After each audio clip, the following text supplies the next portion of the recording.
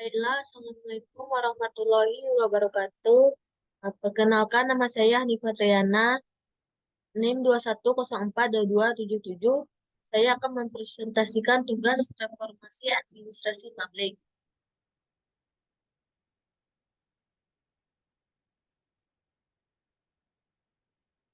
Dosen pengampu dengan Ibu Nora Eka Putri, SIP, MSI.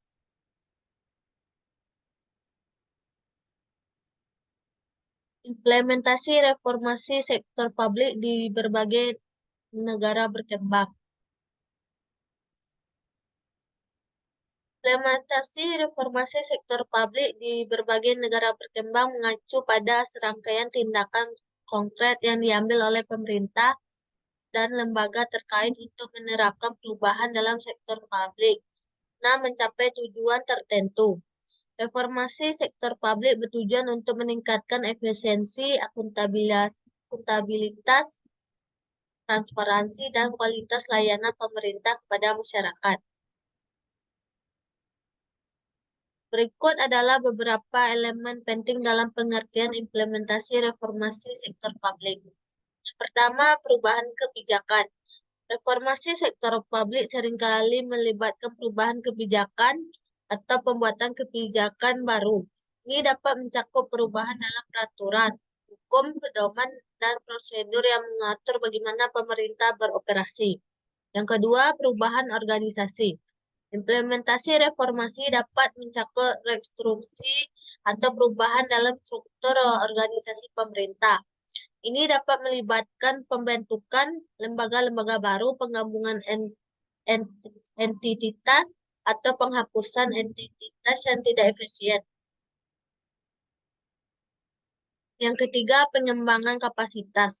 Reformasi sektor publik sering memerlukan peningkatan kapasitas dan pelatihan bagi pegawai pemerintah untuk menghadapi perubahan.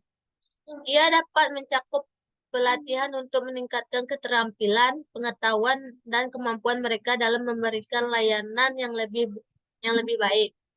Yang keempat, penggunaan teknologi. Implementasi reformasi dapat melihat penggunaan teknologi informasi untuk meningkatkan efisiensi sistem informasi, basis data, atau platform daring untuk penyediaan layanan dan manajemen data yang lebih baik. Yang kelima, partisipasi publik. Reformasi sektor publik sering menggandeng partisipasi masyarakat sipil dan pemangku kepentingan lainnya. Ini dapat berarti mengadakan konsultasi publik, mendengarkan masukan dari masyarakat, dan membangun kemitraan dengan sektor swasta atau organisasi non-pemerintah. Yang keenam, pengukuran kinerja. Evaluasi dan pengukuran kinerja adalah bagian penting dari implementasi reformasi. Pemerintah dapat menggunakan indikator yang menarik untuk memantau kemajuan dan hasil reformasi yang telah diadopsi.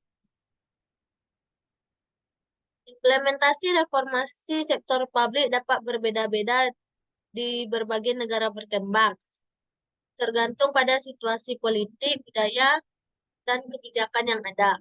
Reformasi sektor publik adalah upaya untuk meningkatkan efisiensi, akuntabilitas, transparansi, dan kualitas layanan yang diberikan oleh pemerintah kepada masyarakat.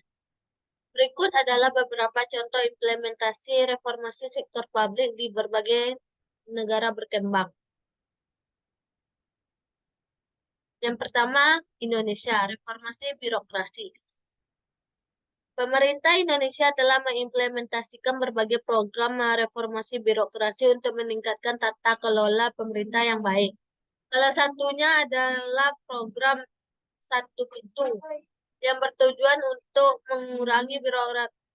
mengurangi birokrasi dan waktu yang dibutuhkan untuk mendapatkan izin usaha.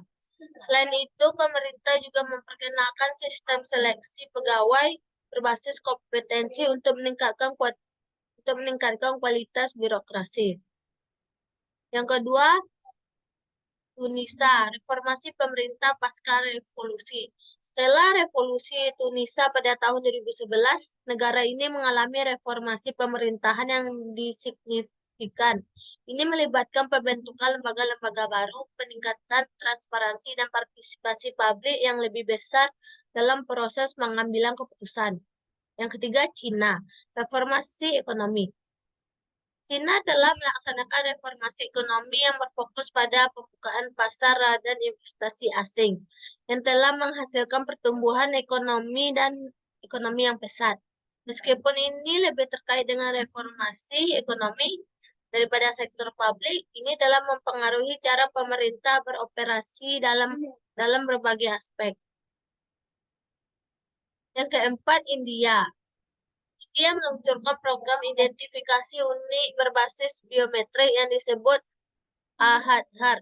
Ini adalah contoh implementasi teknologi untuk meningkatkan efisiensi dan akuntabilitas dalam penyaluran bantuan sosial, serta mengurangi kekurangan dalam program-program pemerintah. Yang kelima, Brasil. Program Bolsa Familia. Brazil memiliki program Bolsa Familia yang merupakan program bantuan sosial berbasis pendapatan yang membantu jutaan keluarga miskin. Program ini menyederhanakan berbagai program bantuan sosial menjadi satu, meningkatkan efisiensi dalam penyaluran bantuan, dan memerlukan penerimaan dengan lebih adil. Setiap negara berkembang memiliki tantangan dan kebutuhan yang berbeda dalam reformasi sektor publiknya. Tetapi tujuan umumnya adalah meningkatkan kualitas hidup masyarakat, mengurangi korupsi, dan menciptakan pemerintah yang lebih efisien dan transparan. Implementasi reformasi tersebut juga dapat bergantung pada dukungan politik, sumber daya, dan kapasitas administrasi negara yang tersedia. Sekian yang bisa saya sampaikan. Mohon maaf kalau ada salah kata.